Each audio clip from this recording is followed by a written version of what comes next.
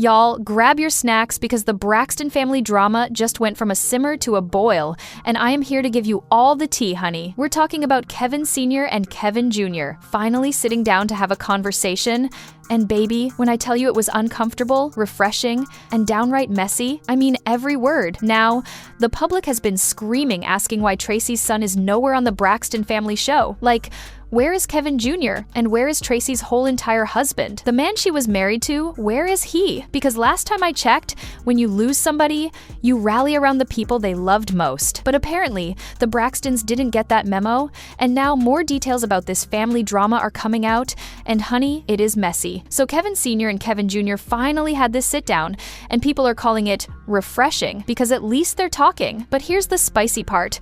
Word on the street is that Towanda allegedly tried to sabotage their whole father-son relationship. Yes, Towanda. And before y'all come for me, just know Traci herself warned people about this for years.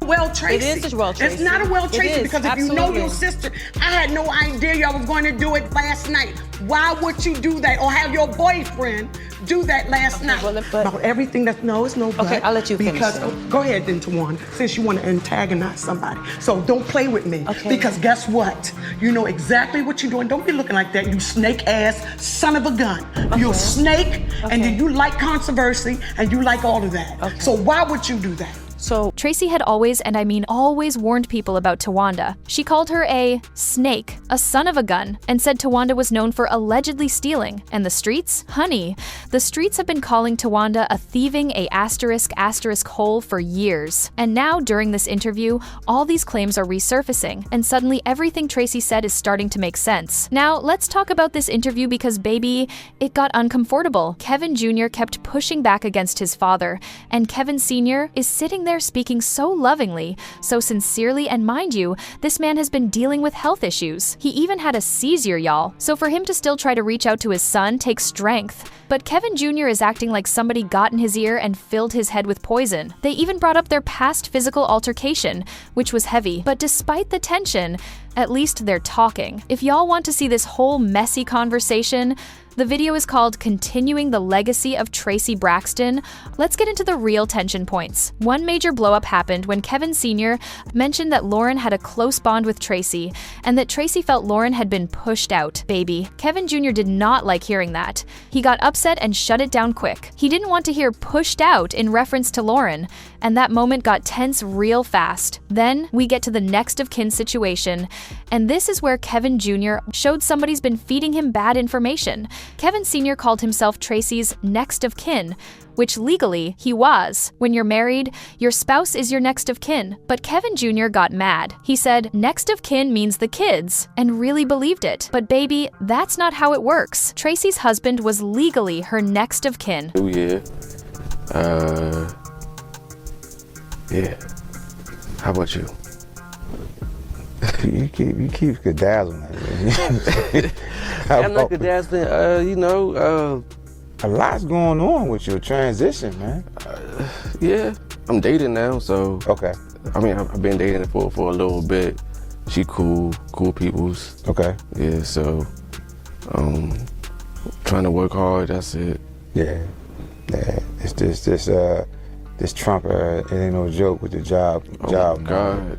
You know, the federales, they on pause right now, and sure is. You know, it's serious right now in reference to our current state of being, but we're making the best of it. It sound like that's cool, man. Wanted to get the session started back up, man, and just kind of see where we at. You know, we are the next to kin with Trey, and you know, I think a lot of cases people want to kind of like forget about her legacy, and I think it'll definitely be us that keep it moving. You know what I mean? To the best of our ability. I don't think that's the case. I don't think they want to forget about her legacy. I think it's been so much that has transpired, and like so much like hands that's been involved. No one really knows where to like go from there next. What you mean? Well, you know, she had her team. She had her team and stuff, and great team. You know, I like what they done for my mom's career. But I feel like it was a point where two different entities wasn't like like going, you know, it was clashing. So I think that was the biggest thing. Now I'm just trying to move forward so we can go ahead and build on the legacy she already left off at. You know, she has the foundation. She still has music that can be released and stuff. And you know, with the show, they're still trying to at least show her as much as they can. Now, only thing that I can say is she was the glue.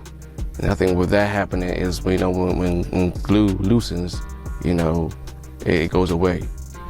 And I think that's like the biggest thing. And I was hoping for this season that they have the Braxtons, it would be me still being on there to at least give, or at least tell a story, and just be that person that can be the mouthpiece of her.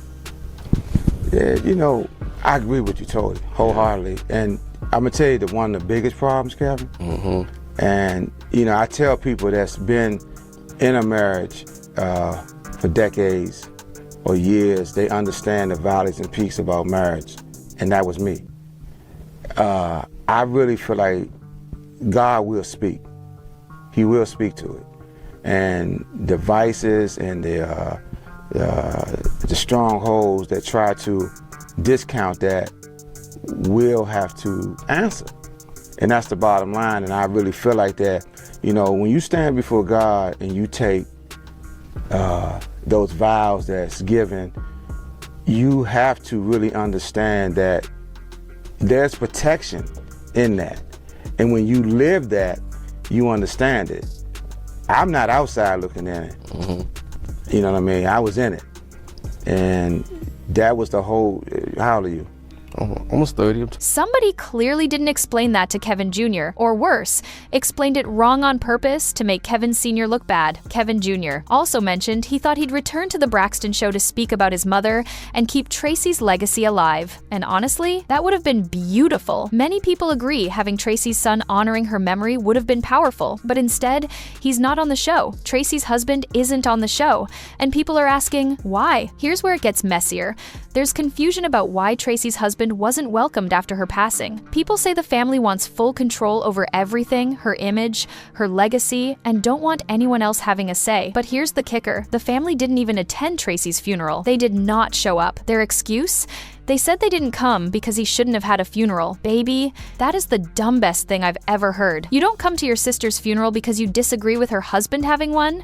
Make it make sensey. Kevin Sr. believes the family doesn't want him on the show because he knows too much. He's been around almost 30 years. He knows the secrets, the dynamics, the real family business. But now they're treating him and Traci's son like outsiders, which completely contradicts their claims about loving Traci. If you loved her, you'd embrace the people she loved. Period. You know, your mom really fell in love with Lauren because of. You know what the because of is? I feel like there was a light. Definitely. That's why she felt that daughter. Yeah. You know, mom connection. And Lauren was kind of pushed out. And your mom felt that too, at a good point. She said this to me. Huh? Like it's a blankie.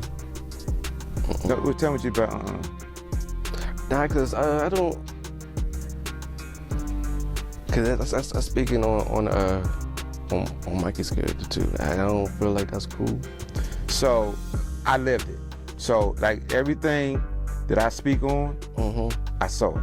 I understand that. So I'm not talking about nobody's character, and they're already talking about things this season in reference to characters. So I'm not going to talk about anyone's character. I'm gonna talk about. She got pushed out. Well, it could be a lot of ways she was pushed out. Tell me what you think I'm thinking about. Pushed out.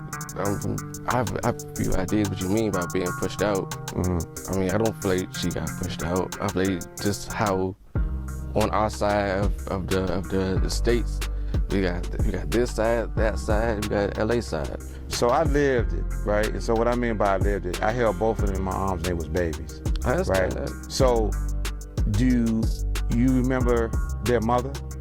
I never. Yeah, I remember their mother, right? So it's not like I wasn't there. I wasn't just 100% I'm there. not saying he wasn't there. So what I'm saying is when I say push out, I can say it from a whole lot of levels. So we met Because Ashley just talked about what she went through, right? Yeah. So I knew what she was going through on many levels.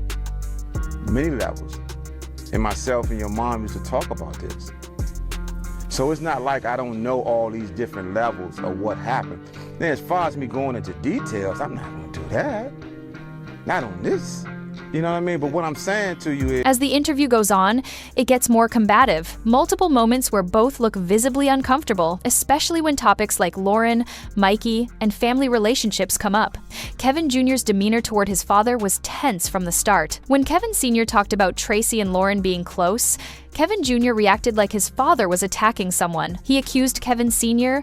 of attacking Mikey's character, even though nothing said was personal. It seemed like someone filled Kevin Jr.'s head with misinformation. And here's the tea. It seems like Mikey's trying harder to impress the Braxtons than support his own father. That's SAD, y'all. Kevin Sr. explained he's been in this family almost 30 years. He helped raise Lauren and Ashley. He was there. Now he's just trying to connect with his son and honor Traci's memory. But Kevin Jr.'s resistance felt unnatural. Like it wasn't fully coming from him. It felt influenced, coached, like someone had been in his ear. And this brings me to my final observation. The father clearly wants peace and connection, but the son is showing resistance, discomfort, and emotional conflict, which aligns perfectly with rumors that Kevin Jr. was allegedly being brainwashed by Towanda. When you look at the evidence, hear Traci's warnings, and see how Kevin Jr. is acting toward a father who clearly loves him, it all adds up. This whole situation is tragic and messy. A family that should be coming together to honor Traci is falling apart, and the people who loved her most are being pushed aside. I hope Kevin Jr. can see through whatever influence is clouding his judgment, and that he and his father find real peace. Life is too short, and Traci would want her family, all of her family, together. All right, y'all, that's the tea. Go watch that full interview, drop your thoughts in the comments, and let me know what y'all think is really going on. Stay blessed.